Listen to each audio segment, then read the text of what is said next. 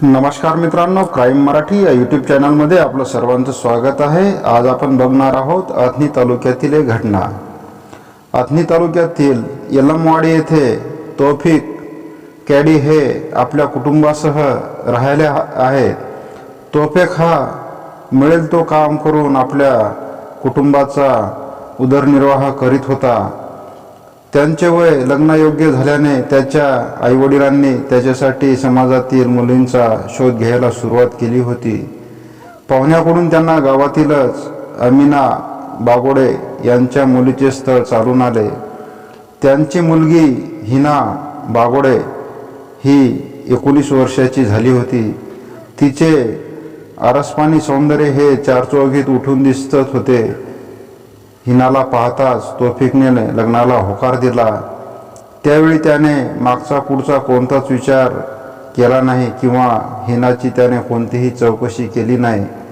अमीना बागोडे यांचे कुटुंब हे मूळचे विजयापूर। त्यांच्या पतीचे काही वर्षापूर्वीच निधन झाले। अमीना यांना 2 मुलीच होत्या। मोठ्या मुलीचं लग्न त्यांनी अथणी तालुक्यातील यलमवाडी येथील मुस्ताक मुल्ला याच्याशी लावून दिले होते। तर नवऱ्याच्या मृत्यूनंतर एकट्या पडलेल्या अमीना या मुलीच्या सासरी म्हणजेच यलमवाडी या गावी लहान मुलगी हिनासह आल्या होत्या।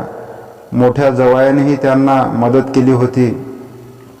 त्यातच त्यांच्या दुसऱ्या मुलीला म्हणजे हिनालाही यलमवाडी येथील तौफिक याचे स्थळ आल्यामुळे त्यांनी जावयाच्या मदतीने हिनाचे हे स्थळ पक्के केले। 3 वर्षापूर्वी समाजाच्या रीतिरिवाजानुसार त्यांनी हिनाचा निकाह तौफिक याच्याबरोबर लावून दिला। तौफिकच्या घरची परिस्थिती हे तशी वेताचीच। मोलमजुरी करून तो आपल्या कुटुंबाचा उदरनिर्वाह करीत होता।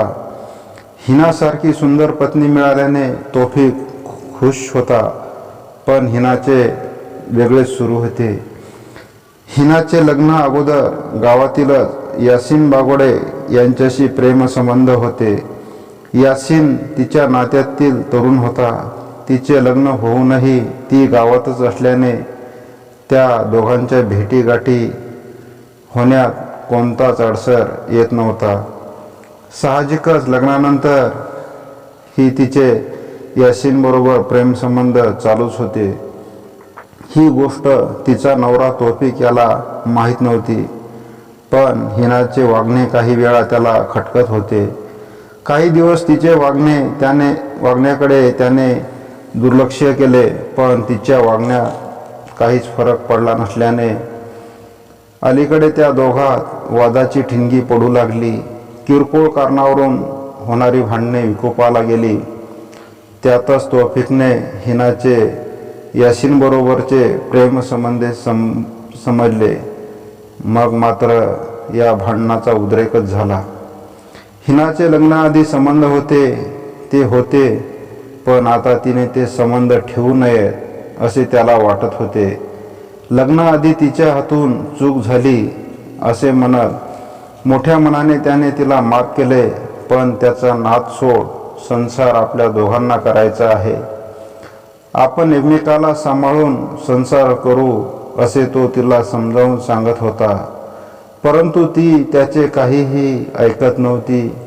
ती कधी कधी म्हणायची की तिचे लग्न तिच्या इच्छेविरुद्ध तिच्या आईने लावून दिले आहे। हे ऐकून तर तौफिकच्या रागाचा पारा चढतच होता। आधीच त्याला त्याचा स्वभाव रागीट आणि भांडखोर होता। त्यातच आता पत्नी लग्नाआधीपासूनच परपुरुषाच्या नादाला लागलेली आहे। हे समजावूनही सांगूनही ती तिचा नाद सोडत नाही याचा त्याला प्रचंड राग आला। तो तिला मारहाणही करू लागला। हिना तर यासीनच्या प्रेमात इतकी वेडी झाली होती की तिला नवरा तौफिक नको होता।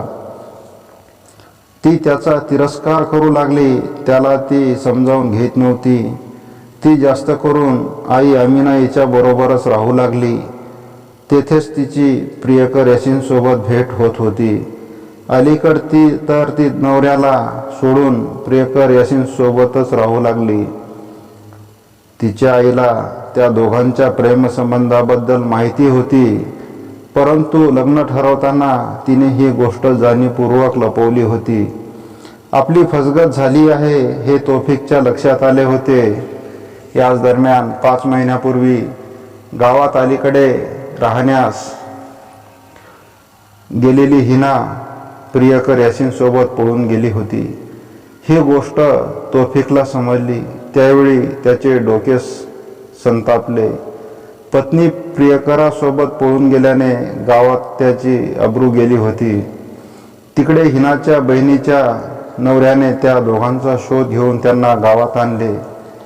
त्यावेळी हे प्रकरण मिटवण्याऐवजी गावातील पंचमंडळींची बैठक बसली. गावातील पंचांनी या घटनेचा निवाडा करताना हिनाच्या आणि तौफिकच्या समाजाच्या रीतिरिवाजानुसार काडीमोड घेतला. हिनाचे लग्न यासीन सोबत लावून दिले. ही गोष्ट तौफिकच्या फार जिव्हारी लागली. बायकोच्या प्रेम प्रकरणाने वेगळेच वळण घेतले होते. या प्रकरणाचा निवाडा करताना या पंचमंडळींनी यासीनला जबाबदार धरून त्याला शिक्षा करायला हवी होती असे तौफिकचे मत होते. पण उलटेच झाले होते. हिना तौफिक बरोबर नांदण्यास तयारच नसल्याने या दोन्ही बाजूचे हित पाहून तिचा काडीमोड करून यासीन सोबतच लग्न करणे हे पंचमंडळींना व नातेवाईकांना योग्य वाटले. या निर्णयाने तौफिकचा राग अनावर झाला. त्या दोघांवर त्याचा भयंकर राग होता. आपली बायको आपल्याशी तलाक घेऊन आपल्या समोरच प्रियकर यासीन सोबत राहू लागल्याने त्याच्या तळपायाची आग मस्तकात गेली. खरे तर आता तिच्याशी काडी मात्रही संबंध उरला नव्हता. पण त्याचे मन मात्र त्याला स्वस्थ बसू देत नव्हते. तो या घटनेनंतर दारूच्या आहारी गेला. दिवसभर दारूच्या नशेत राहू लागल्याने कामावरही जात नव्हता. त्याच्या डोक्यात एकच कीड पडली होती. गावात त्याच्या घरापासून काही अंतरावर हिनाने यासीन सोबत संसार थाटला होता. मंगळवार दिनांक 30 जानेवारी 2024 रोजी रात्री 9 वाजताच्या दरम्यान दारूच्या नशेत तौफिक आपल्या घरातून कोयता घेऊन बाहेर पडला. तो थेट हिनाच्या घरात शिरला. त्यावेळी घरात हिना आणि तिचा पती यासीन, आई अमिना हे होते. बाजूलाच अमिना याची दुसरी मुलगी आणि जावई राहत होते. तौफिक दारूच्या नशेत घरातला कोयता घेऊन शिरल्याने हिना गडबडली. रागाच्या भरात तौफिकने आपल्याकडील कोयत्याने तिच्यावर हल्ला केला. अत्यंत द्वेषाने शिव्या देत त्याने तिच्या गळ्यावर आणि मानेवर आणि चेहऱ्यावर कोयत्याने सपासप वार केले आणि ती क्षणार्धातच जाग्यावरच ओरडत रक्ताच्या थारोळ्यात पडली. हातात रक्ताने माखलेला कोयता घेऊन तौफिक तसाच मागे लागला. दुसऱ्या क्षणी त्याने त्या कोयत्याने यासीनवर सपासप वार करण्यास सुरुवात केली. अचानक झालेल्या या हल्ल्याने सगळेच गांगरले होते. काही समजण्याआधीच यासीनच्या गळ्यावर मानेवर कोयत्याने खोल वार झाले होते. तो तडफडत रक्ताच्या थारोळ्यात कोसळला होता. त्या दरम्यान आरडाओरड ऐकून हिनाची आई अमिना आणि मोठ्या बहिणीचा नवरा मुस्ताक मुल्ला हे दोघेही तौफिकच्या घराकडे धावले. तेव्हा रक्ताळलेल्या कोयत्याने तौफिकने त्या दोघांवरही वार केले. ते सावध होते त्यामुळे ते थोडक्यात बचावले असले तरी ते गंभीर जखमी होऊन कोसळले होते. हा आरडाओरडा ऐकून आजूबाजूचे लोक जमा होऊ लागले. तसा तौफिक सावध झाला. त्याने रक्ताने भरलेला कोयता दाखवत दहशत माजवण्याचा प्रयत्न केला. त्याच्या हातातील कोयता पाहून सारे लोक घाबरून बाजूला सरकले. ही संधी साधून तो तिथून पसार झाला. या घटनेची माहिती कुणीतरी पोलिसांना दिल्यावर पोलीसही तातडीने घटनास्थळी दाखल झाले. या दुहेरी हत्याकांडाने संपूर्ण गाव हादरून गेला. ही घटना कोणत्या कारणातून घडली आहे याची जवळपास माहिती अनेकांना अगोदरच होती. यावेळी पोलीस निरीक्षक रवींद्र नायकवाडी आणि पोलीस उपनिरीक्षक सुमलता असंगे यांनी घटनास्थळी दाखल होऊन घटनेची माहिती घेतली. घटनास्थळी पोलिसांनी डॉग स्क्वॉड आणि तसेच ठसे तज्ज्ञांना पाचारण करून पंचनामा सुरू केला. या अगोदर पोलिसांनी अमिना बागोडे आणि मुस्ताक मुल्ला या दोघांना गंभीर जखमींना उपचारासाठी अथनी येथील सरकारी दवाखान्यात दाखल केले. श्वान पथकाने घरापासून काही अंतरावर मार्ग दाखवला. पोलिसांनी घटनेचा पंचनामा करून दोन्ही मृतदेह शवविच्छेदनासाठी अथनी येथील सरकारी रुग्णालयात पाठवले. या घटनेतील संशयित आरोपीची माहिती पोलिसांना मिळाल्याने त्याचा शोध सुरू केला. तो घटनास्थळावरून पळून जाऊन आपल्या घरात लपला होता. त्याला तिथून ताब्यात घेऊन पोलीस स्टेशनला आणले. तेथे त्याच्याकडे या घटनेची चौकशी केली असता त्याने नाही होय करत आपला गुन्हा कबूल केला. दुसऱ्या दिवशी बुधवारी सकाळीच घटनास्थळी अथनीचे पोलीस उपनिरीक्षक विश्वनाथ जलदे, जिल्हा पोलीस प्रमुख B.A. न्यायमगौडा व बेळगावचे प्रभारी अतिरिक्त जिल्हा पोलीस प्रमुख S.M. बसरगे यांनी भेट देऊन या दुहेरी खुनाची माहिती घेतली. संशयित आरोपी तौफिक केडी हा पोलिसांच्या ताब्यात होता. त्याने आपला गुन्हा कबूल केल्याने या घटनेची पोलिसांनी फिर्याद मयत हिनाच्या नातेवाईकाकडून घेतली.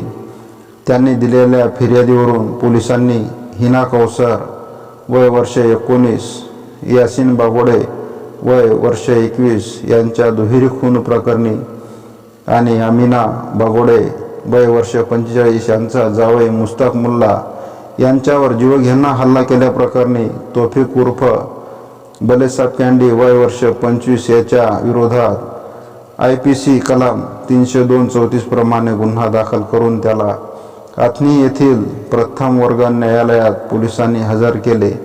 न्यायालयाने त्याची रवानगी बेळगाव येथील हिडलंगा जेलमध्ये केली.